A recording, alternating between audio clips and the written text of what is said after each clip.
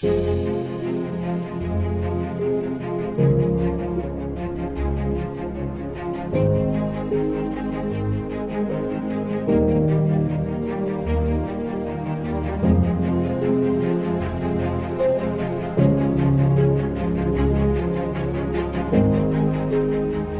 you for joining me for part 4 as we celebrate Pastor Ambrose's 40 years in ministry. This is the third decade as we celebrate the 2000, the year, the season, the decade of growth with me, Rev.Ambrose. Karibu, Pastor.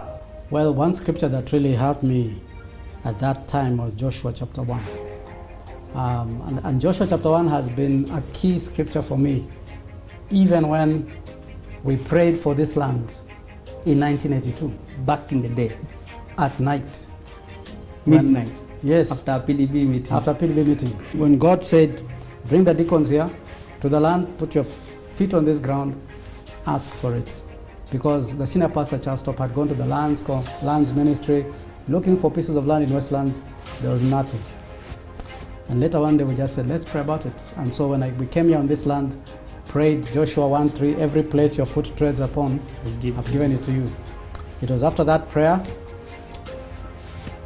God spoke to the president in State House. He showed up in Parklands. The rest is history. So Joshua chapter 1 was very key, especially God saying, lead these people into the promised land. And especially when we had that issue of who is going, should Simon go to Westlands? I remain in Parklands. Should Pastor Ambrose go to Westlands? Simon, who will he remain with? That was such a debate. And some people are saying you cannot sell a church. A church has never been sold. Much later it was clarified.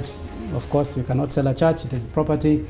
We needed to sell so that we could get funds to finish the Westlands property. It was a lot of debate. Because you needed money. We needed money. For this campus. Yes. And there were great friends on both sides. And I was in the middle. As their pastor. Yes. As someone said, the silent listener. That was what Margaret used to say. Okay. Because you're in the building committee. Yes. As a silent listener. But I was praying. I tell you, I've never prayed hard for wisdom. And one day, wisdom? Yes. And one day it was a dream. It was not a vision, just a dream. And I saw myself here in Westlands. Just where the canteen is. Yes. I could see the entire property. And I saw green fields. The green field we see here, I saw the green. Wow. And that just God said, it is Westlands. And one of the services I stood up and I said, those of you who want to stay here in Parklands, stay. Pastor Simon and myself, we are going to Westlands. That debate ended. And that was wisdom. God just broke through.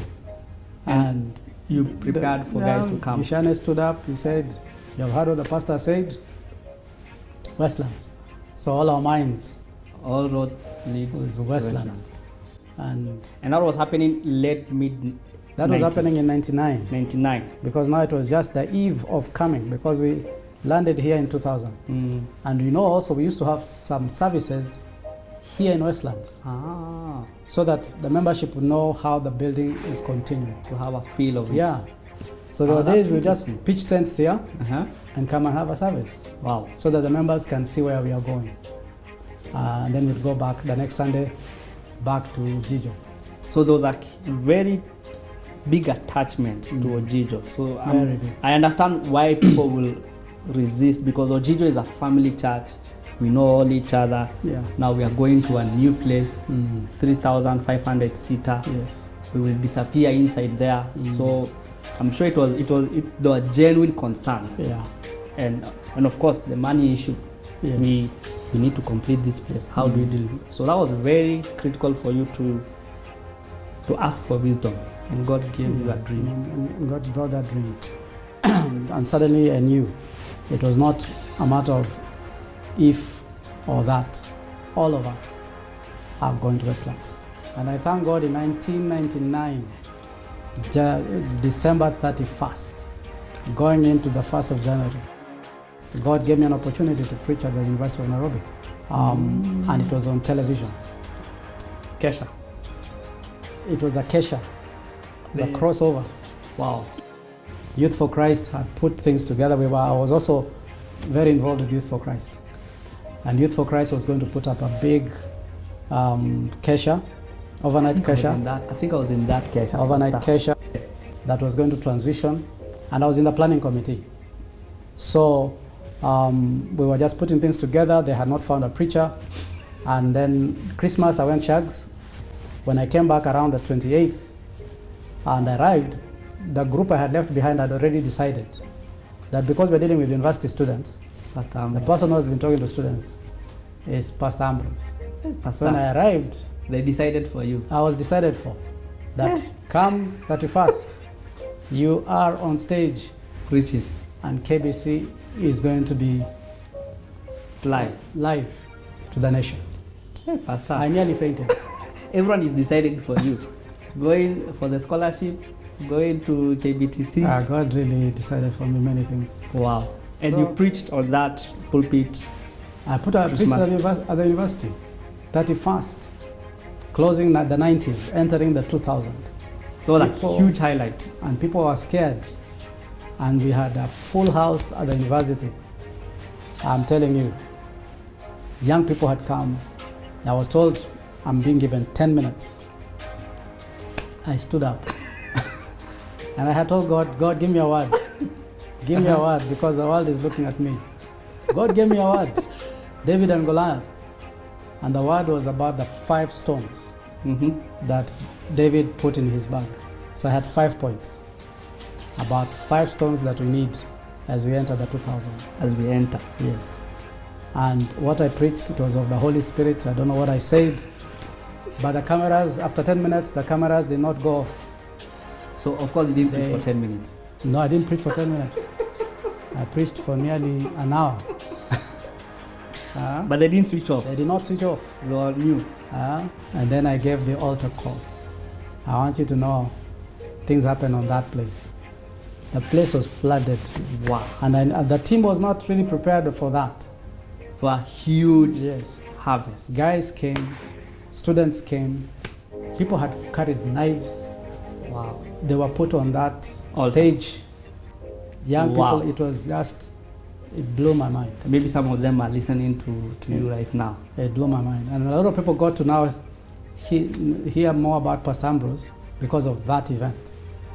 And of course, you see now we enter the 2000. When we are coming here. Yeah. The computers did not crash. By the way, I reached home that morning. You know, we didn't leave the university until 6 in the morning. Yes. Because we were counseling, we were praying for people. Till morning. Wow. That's when I walked home. It was an amazing day. But so, the year 2000 began, and April 16th, 2000. Something special happened. Something special happened. We officially relocated from Parklands or Jijo Road to PBC Westlands. So now the committee that was now arranging for that move, and in terms of the church was now had the monies we got from selling the other property helped us to now really clear this place, sort things out, make this place habitable. Now the plan was we're going to open April the 16th. Who will be the speaker? I realized, hey, I'm the senior pastor, so more than anything, I'm the one who's going to speak. Because we wanted people who had walked with us in the journey. But then as I was thinking about the person who's going to preach on that particular day, I remembered that this whole issue of the vision of starting the sanctuary in Westland, in fact, the first blueprint that was brought to us concerning the kind of sanctuary we'd have was given to us by the senior pastor, Charles Top. Wow. And he had gotten that blueprint from the US because this format had not been in this city. The round kind the pulpit of at the pulpit right at the center.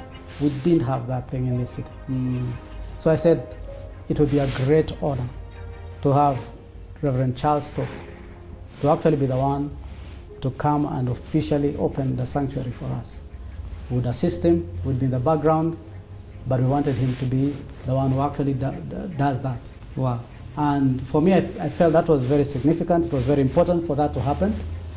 And we just said, I hope his diary is open that he can make that travel to come. And of course, the leadership made that call, looked for him, he was available. Wow. And he came, he showed up. I'm sure you are very happy, and he was very surprised to see. He was very surprised. I mean, also he was very honored. Yeah. Number one, that he had come. Number two, the vision he had as a seed, he now saw it with physical eyes. A sanctuary completed, our congregation is available, his leadership has grown. In fact, before even the day we had the Sunday service, he met with the entire leadership to just talk to us about the future, about what kind of leaders we should be. And I think the people who were in that meeting have never forgotten. And then that Sunday, then we had all the arrangements, who was going to do what, and the day came and people showed up. That issue of the name also came in. Oh, it came? Yeah, should we call it Westlands Baptist Church? What should we call it? Because it's not in Parklands. Yes. And I said, we have been known as Parklands Baptist Church. We're only changing location. So we are not starting a new sanctuary, a new church. So we'll just call it Parklands Baptist Church in Westlands. So I kept saying Parklands Baptist Church in Westlands. In Westlands, until it stuck. That was another big mind shift, because the logic will be just change it to Westlands Baptist Church. Yeah, that was going to change many things. Yeah. The name, the constitution. Yeah.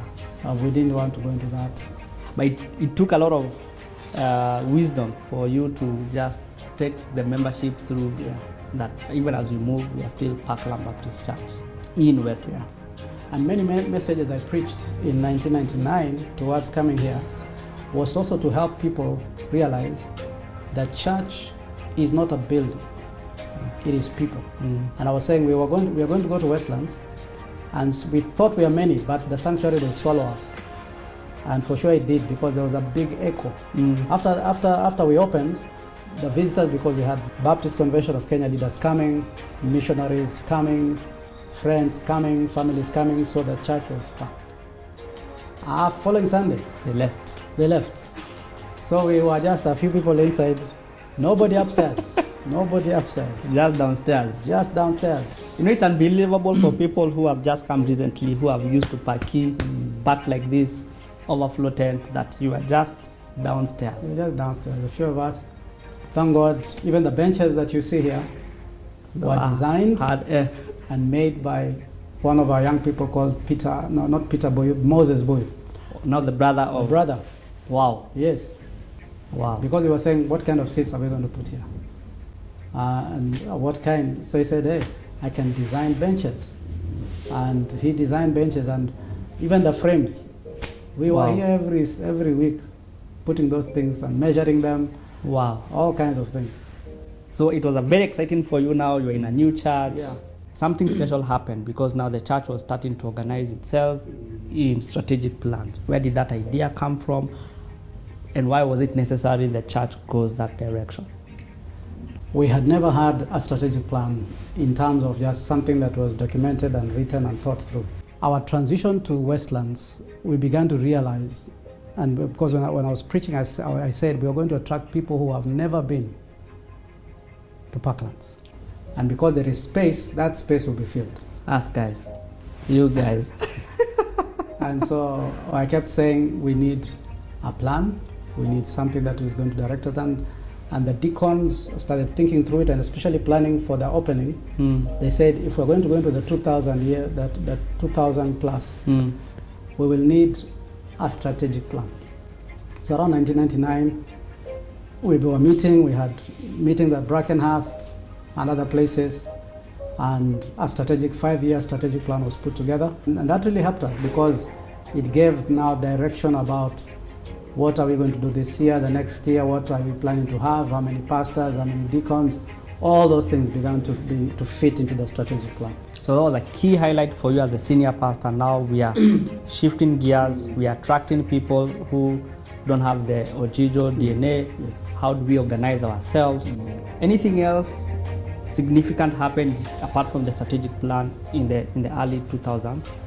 The other new thing that now started was the theme visions. Because in the year 2000, the leadership said, Pastor Ambrose, you have to give us direction on spiritual matters. That was also a very significant shift.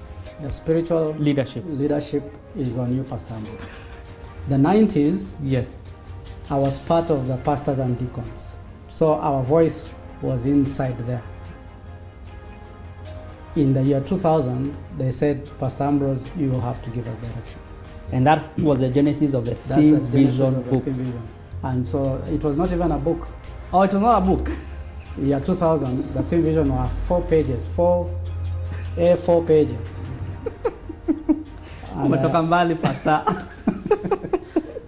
Do not despise the days of humble beginnings. Yes. 4 A4 pages. 4 A4 pages. Eh. And it was not distributed. Eh. It was in my hands.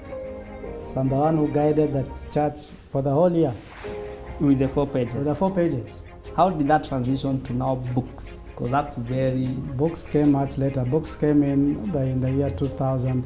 When now we're talking about the 5-fold issues That which actually happened in the early 2000s. which happened in the early 2000.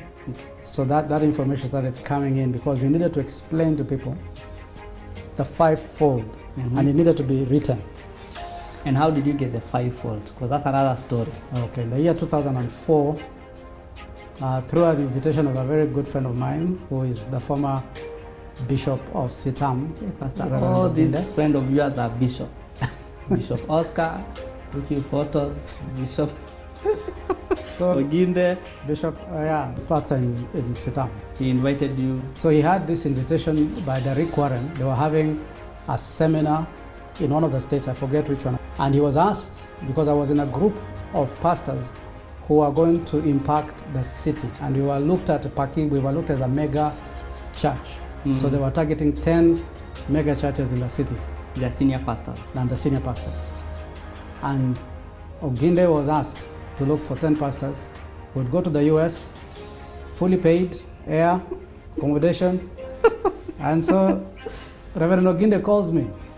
He says, there's this trip, and we thought of you as one of the senior pastors of the city. Are you ready to go for the trip? I said, niko ndani. Now look what shags. Na niko shags. So imagine to get my renewed The passport. You had to renew it. I had to renew it. Came back. I had to cut short my holiday. Came back to the city, renewed my passport. Apply for the visa. Applied for the visa. Of course, we were applying as a group. Okay. So it was given. We went to the States. We went to the States. With 10 pastors. 10 pastors. From the city. From 10 different churches.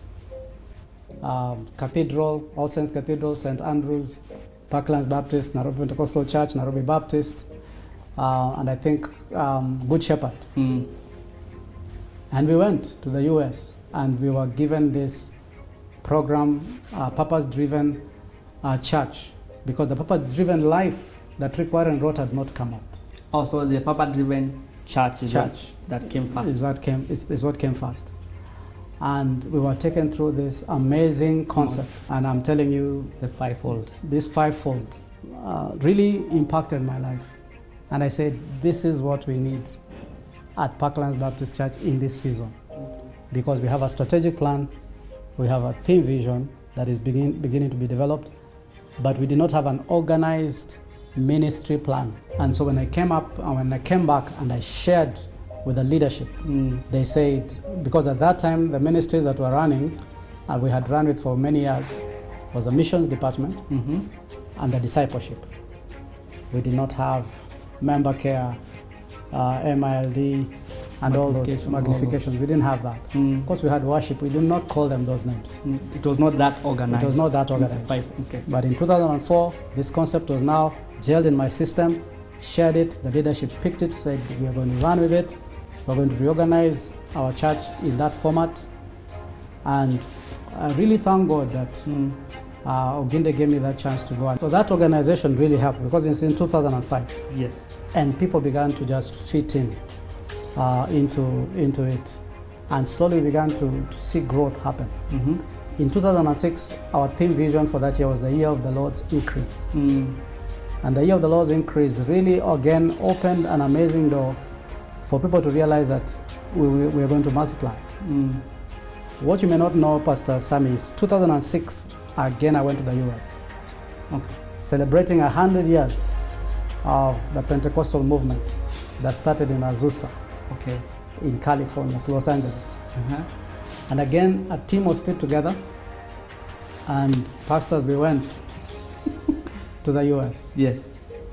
And it is in 2006, again, God moved in my life in a very strategic way, Wow. because it was in that meeting. It was a very big meeting. We had all pastors there from all over the world, 32,000 32,000. who came for that conference Wow.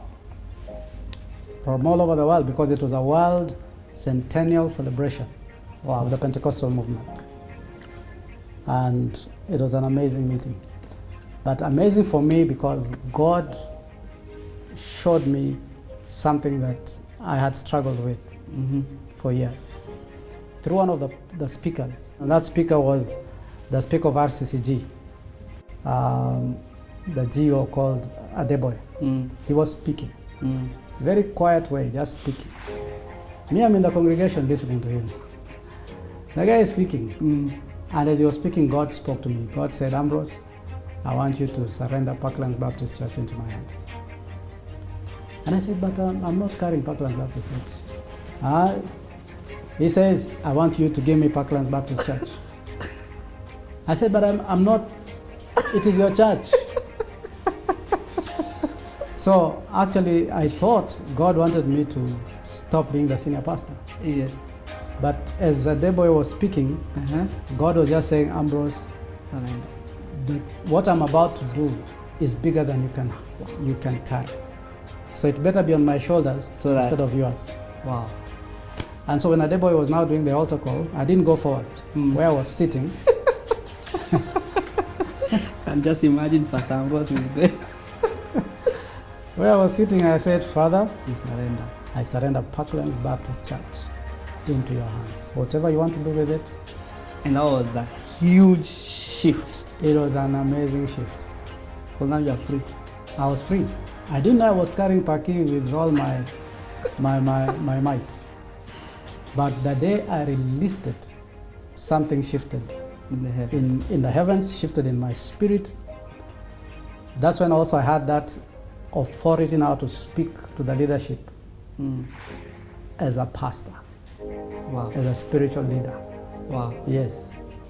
So when I came from the US, the second thing that happened in that conference was the concept of women of impact and men of purpose. And you wrote those books. Yes. Wow. Because another speaker was speaking, and as he was speaking, he shared the concept of multiplication. He talked about something called the government of 12, where Jesus took 12 disciples and multiplied them. There's Abraham, Isaac, Joseph. Joseph, 12 sons. It blew up and multiplied. And this guy, as he was speaking, I suddenly got the concept of how to multiply the ministry in Parklands through the government of 12. Wow. So those two things came. One conference. One conference. You release, I release and I'm given an idea. and as you release, this is what will happen. There'll be Yeah. a multiplication. So when I came back, the first sermon I preached, I gave an announcement. I said, I have an announcement.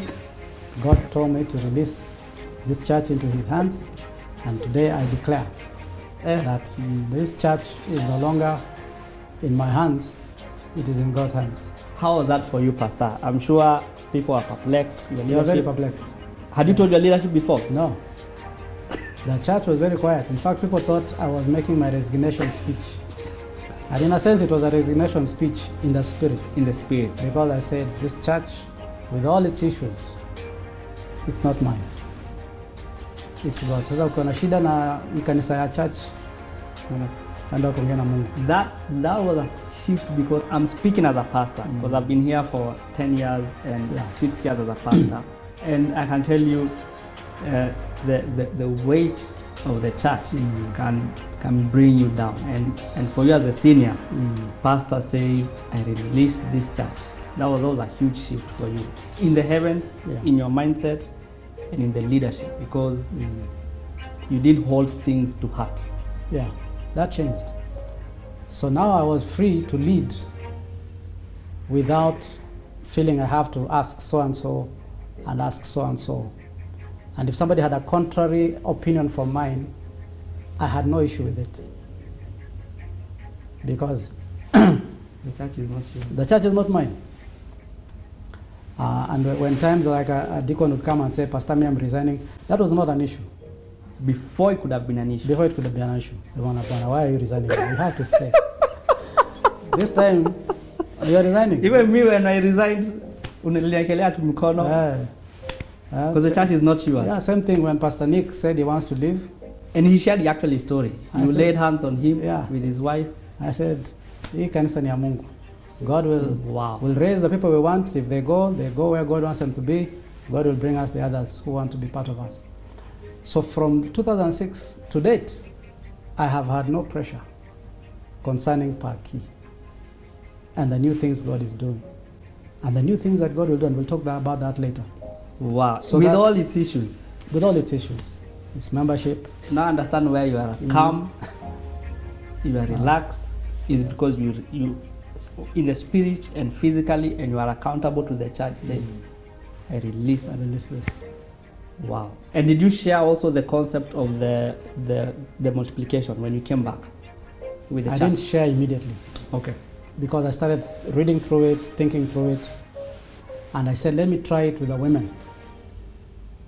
Because the women's ministry was not growing and all that. So when I shared it with Martha, I said, this is one way to multiply the women's ministry. And Martha said, okay, I'll take some ladies to a retreat, but give us a script.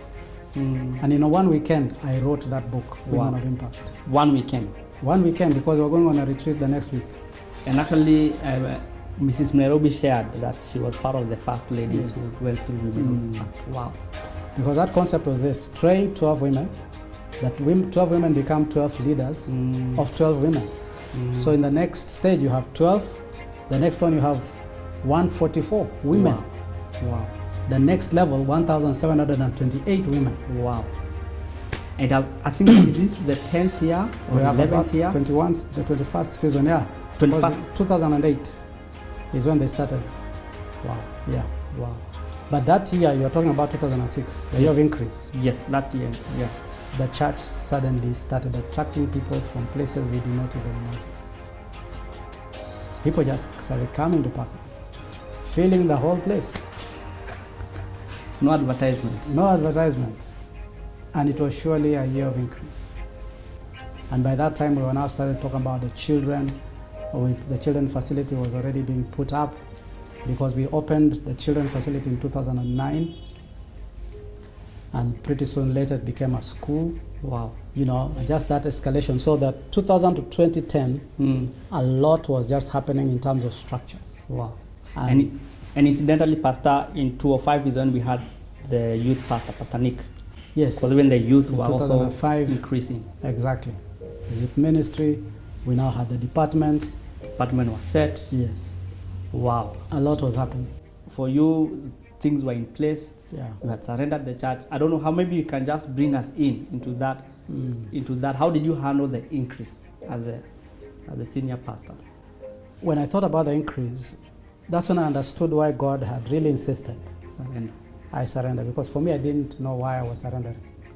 Because I was saying, hey, I'm the senior pastor and I've never taken the church. But God was saying, you haven't taken the church, but you are carrying it. And what I'm about to do will crush you.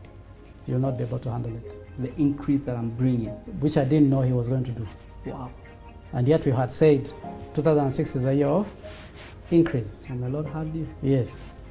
And I'm so glad I released it because I think for me, that's where then the issues to do with the church were no longer my issue. Now it was God's issue. My part was to pray. My part was to read the scriptures. My part was to shepherd the flock of people, to also lead and train. How the church increased and what shifted, changed was in his hands.